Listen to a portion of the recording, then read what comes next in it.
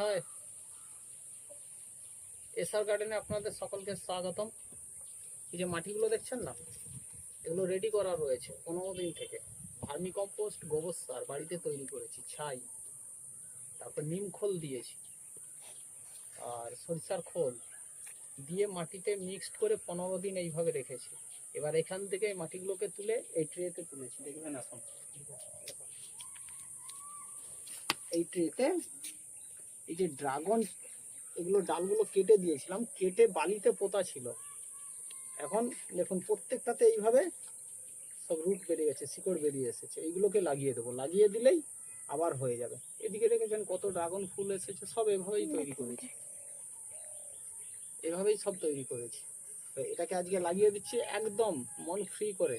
গাছ ভালোবাসার মানে বোঝে কিন্তু এরা এরা একটু ভালোবাসা পেলে এরা খুব সুন্দর উপহার দেয়। এই দেখুন, এই একটা গাছ ভালোবাসা পেয়ে আমাকে উপহার দিয়েছে, একদম হাসি মুখে গাছটা লাগিয়ে দিচ্ছে।